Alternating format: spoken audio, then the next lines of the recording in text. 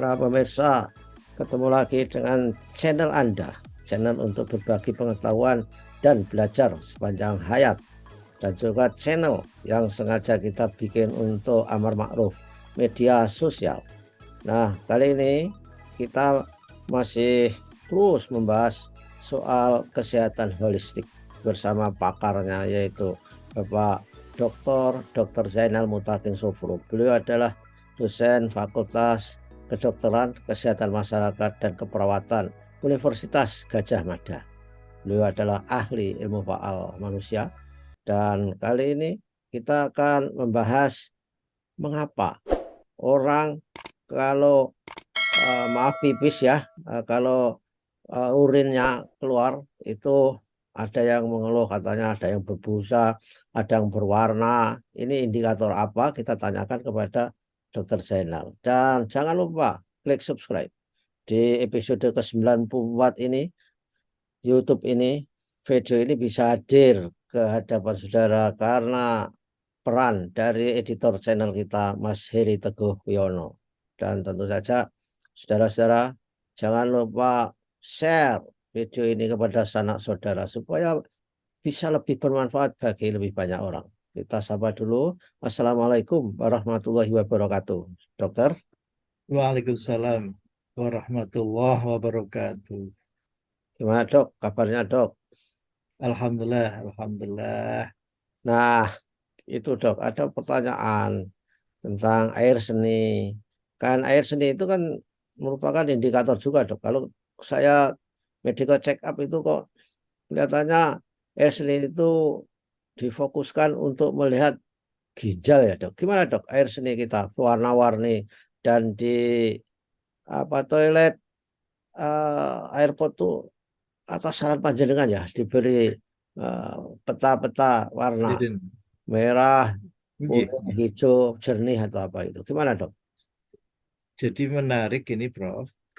Jadi betul kalau seorang dokter meminta memeriksakan ya, Yes. spesimen ataupun bahan-bahan yang ingin dilihat nopo parameternya itu biasanya meminta secara umum DFU. DFO. D, D-nya itu darah, Oh, darah, F-nya itu feses, proses ya, U-nya itu urine, Bro. rin ya. Oke. Tapi yang paling menarik dari apa yang dibicarakan kali ini, itu sebetulnya tidak masuk di dalam pengamatan ketika kita memperoleh hasil pemeriksaan lab, Bro. Oke. Kenapa? Jadi tidak terlapor, wah ini urinnya berbusa, itu tidak ada, Bro. Ada ya. Tapi yang ada cuma warnanya seperti yang disampaikan Prof. Yanto tadi, di bandara kok ada Hmm. apa itu apa Prof? Apa cat Tabel apa itu? grafik? Ya, yang namanya urine color itulah. Ya. Ya, ya.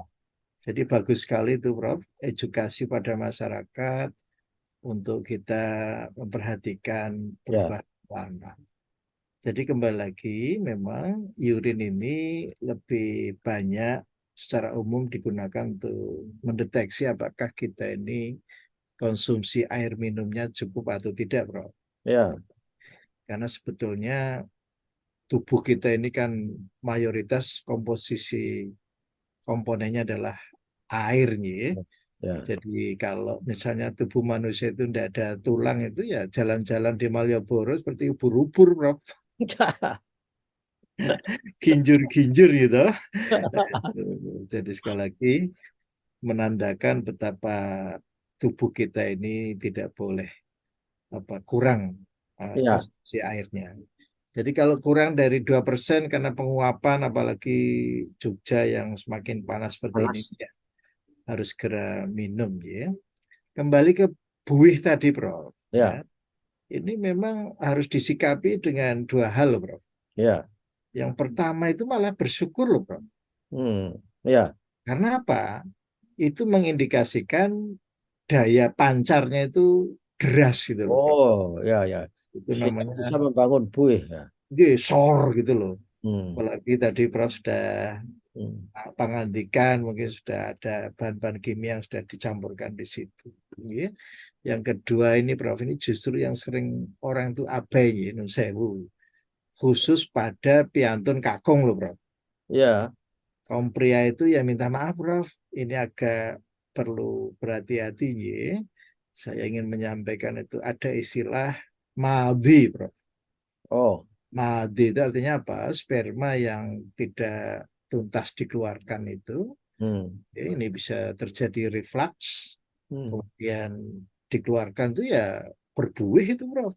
Hmm. Itu nun sewu, cairan sperma atau ya semen lah istilahnya, itu Ya. yang kadaluarsa gitu loh Prof. Ya, ya, ya, ya, ya. Jadi ikut keluar bersama air seni maksudnya. J, J, tapi itu tidak seketika Hmm. tuntas dikeluarkan tapi tersimpan. J. Kemudian juga kebiasaan-kebiasaan menunda-nunda pipis itu juga memicu terbentuknya busa, ya. Dan Hmm. pada orang yang kadar gulanya tinggi, Prof, ya, itu juga sering-sering lah menimbulkan busa tadi.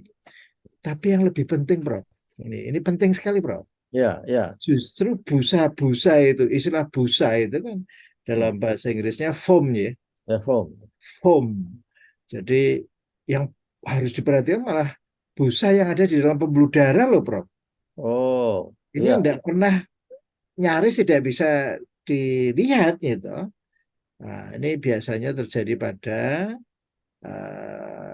seseorang yang minta maaf adanya kenaikan tekanan darah itu menjadikan pembuluh darah itu permukaannya kasar, ya, Besar. sehingga mudah sekali dimasuki kolesterol yang dalam tanda kutip jahat itu ya, Ah, namanya LDL, ya. LDL. Iya. Ya. Nah, itu nyungsep di dalam pembuluh darah, Prof, Hmm. yang segera dikejar oleh apa yang kita HDR. namakan sistem kekebalan tubuh kita, ya. Oh, Sehingga terjadilah apa yang kita namakan foam cell, Prof. foam cell. Ya. Ya, jadi sel berbuih, Prof. Ya, Hmm. yang itu nanti bisa perlahan-lahan nyutek itu apa ya? Jadi mengeluarkan otot-otot polos yang elastis yang menjadikan pembuluh darah lentur jadi kaku, Prof. Oh, Itu yang namanya sel. aterosklerosis. Aterosklerosis. Ya, jadi ada dua, Prof. Arterio, ada atero. Nah, Aterosklerosis. kalau atero itu artinya ya karena terbentuknya foam cell tadi lama-lama mengeras. Kan. Jadi Nah, justru pancingan Prof ini adalah pada kata kunci busanya tadi, foam itu ya.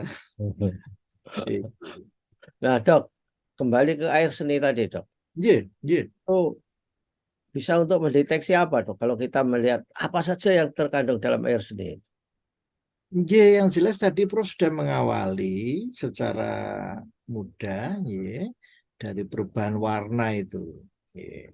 Dari warna yang normal itu kan mestinya seperti nopo, ya, Air. eh, air minum jeruk yang kuning lamat-lamat itu loh, Prof. Ya, ya, ya, ya. Jadi kalau sudah keruh itu berarti kan kita harus melihat di balik fenomena kuning keruh itu.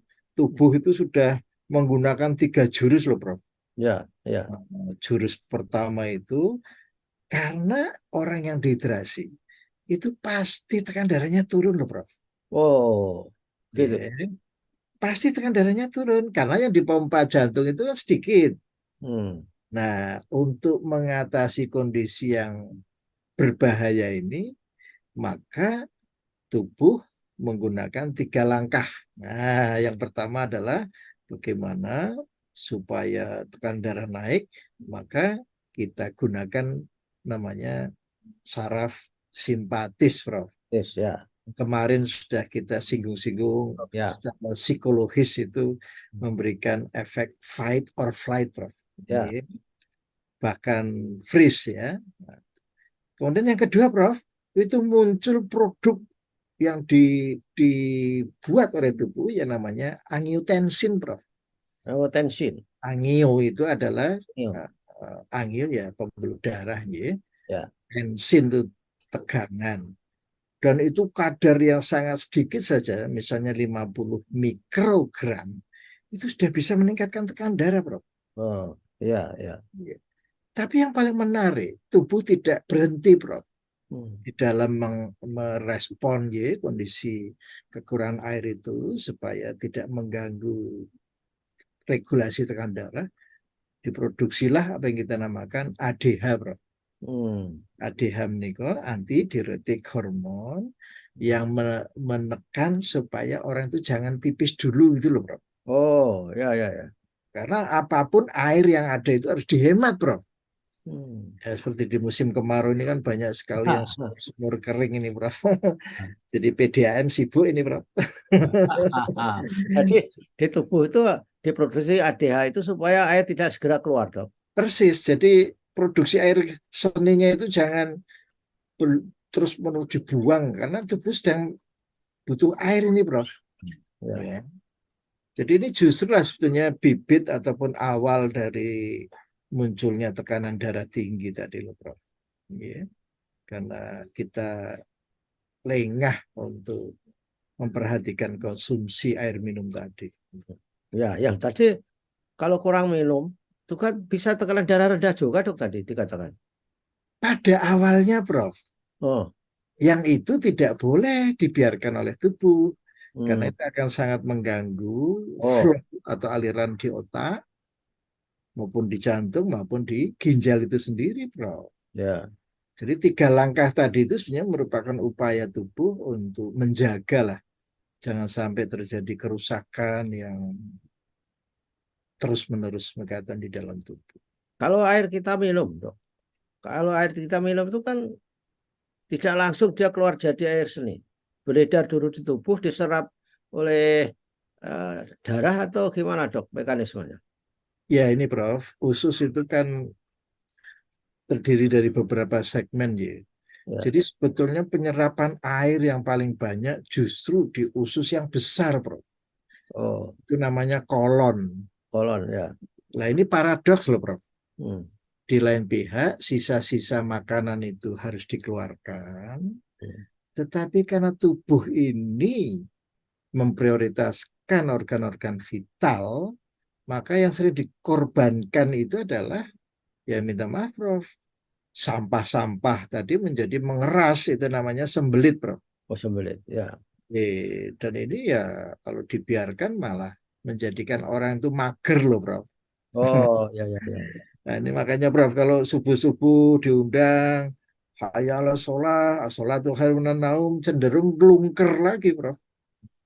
Karena ada sisa makanan yang tidak terserap itu mau keluar, itu sudah di ujung pintu loh, Prof. Ya. Ya, ya. Dan dilalah mengeras lagi, ya itulah yang menjadikan kita ini malas untuk bangun itu loh, Prof. Jadi malasnya itu karena bawaannya ngantuk aja, Dok. Lah malasnya itu karena apa? Sebetulnya usus itu bermaksud mengusir tadi, Prof, tapi gagal ya. Karena apa? Karena airnya itu disedoti untuk organ-organ yang lebih vital tadi, Prof. Padahal kan untuk pengeluaran itu perlu 150 cc loh, Prof. Oh, 150 cc air ya. Jadi kalau kita ini yakin punya deposit 150 cc di usus besar itu ya aman gitu. Ya. ya, ya, ya, ya. Baiklah, Dok. Saya kira ini soal air, air seni sangat vital terhadap kesehatan kita. Jadi para pemirsa jangan sampai kurang minum. Dan kalau sudah melihat air seninya berwarna kuning pekat, harus minum lagi. Kan gitu, Dok ya. Betul. Tidak usah menunggu. Nanti Nah, ini kalau juga penting ini untuk Prof kalau umroh misalnya ya di ya, musim panas ini ya, air zam-zamnya ini jangan lupa ya, ini. Ya. insya Allah. Dan para orang yang beribadah umroh tentu saja jangan sampai lupa untuk minum yang cukup. Benar. Nah, ibadah umroh itu kan ibadah fisik sehingga harus badan kita cukup. Benar. Nah, gitulah, Dok. Terima kasih atas penjelasannya. Mudah-mudahan ini bermanfaat bagi orang-orang yang akan melakukan umroh maupun bagi siapa saja yang perlu hidup sehat, Insya Allah. berdasarkan hubungan antara minum air dan warna air seni. Gitu dok, terima kasih. Ye. Wassalamualaikum warahmatullahi wabarakatuh. Waalaikumsalam warahmatullahi wabarakatuh.